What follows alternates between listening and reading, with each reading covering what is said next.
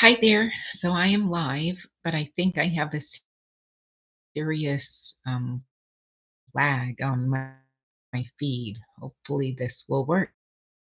Hi, everyone. I'm Jill, also known as the Traveling Toe Reader, here to help us all find so much more in our lives. And today is Soulful Sunday. So we talk about things that feed our soul on today. And it was a great day today, and I had some amazing conversations. Just it felt like synchronicities on things that happened today, people I met, and things that were said, both said and received. About archetypes, I ended up chatting. We got to talking, and I brought up archetypes that show up in our feet, and And then I happened to find a book, a set of cards that I bought that I'm going to share about archetypes. It's the Wild Unknown Archetypes Guidebook and card deck that is by Krans. Here it is the book. And archetypes, if you don't know what they are, I think they were first, I don't know if they were discovered, but by psychologist Carl Gustav Jung, but he was the types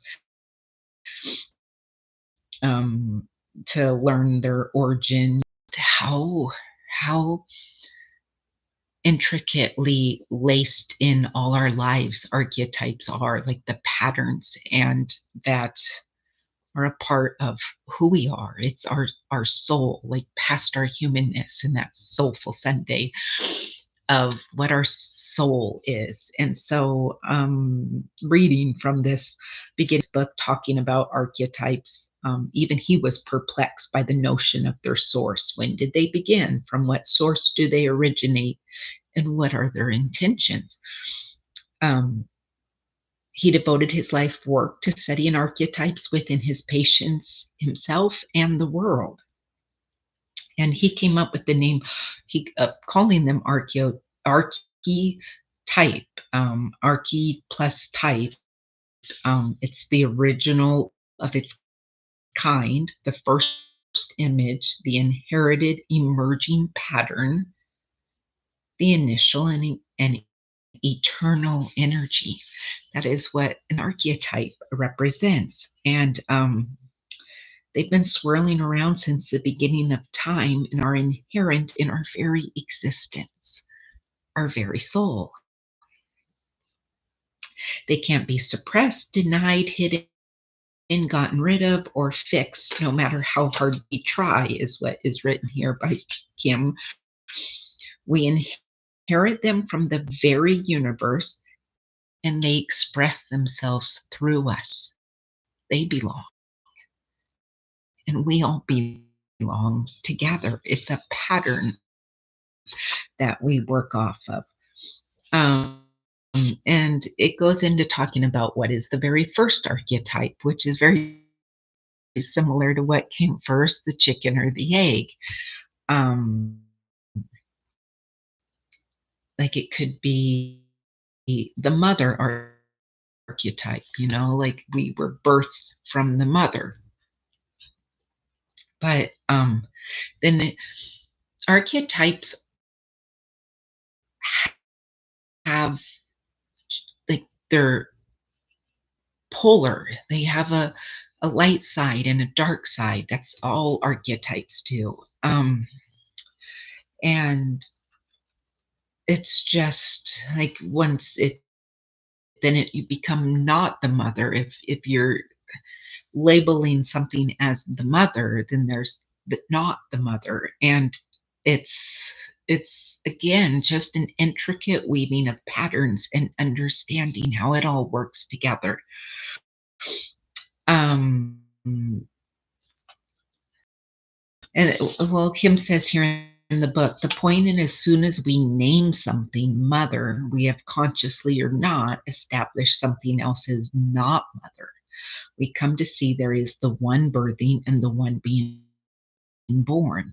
This moment can be thought of as the origin of archetypal energy when oneness comes to be understood more deeply through its separation into parts: the mother and the child, the nothing and the something, the heaven and the earth, the self and the other. And like, archetypes are patterns, they're universal, they're timeless, they're infinite, and they contain both light and dark. Um,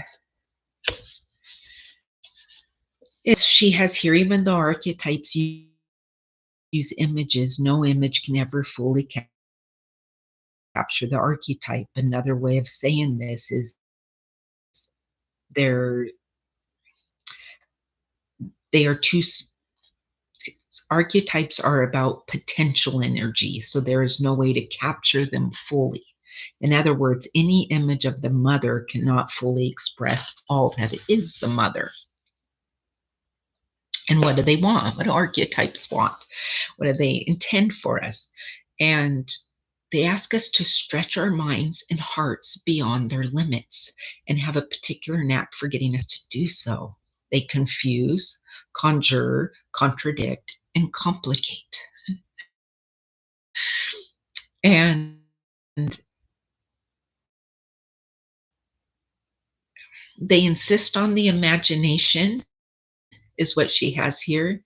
They insist on multiple, I can say this, multiplicity. I can't say it.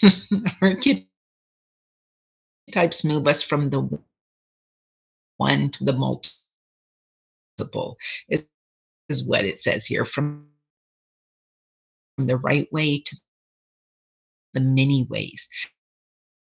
They prefer potentials over answers, over convention, dynamism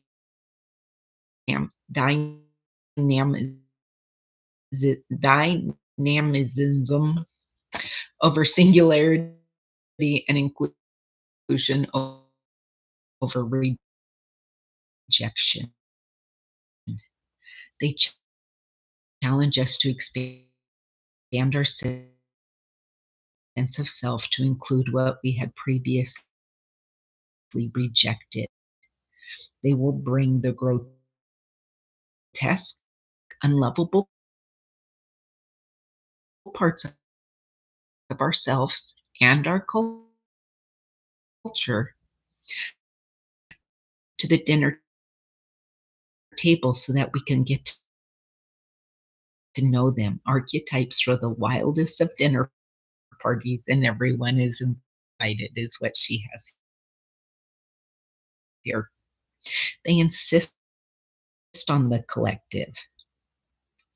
And the reason they do this is because they want us to grow. The challenge archetypes present to us move us toward our growth edge, toward the unknown.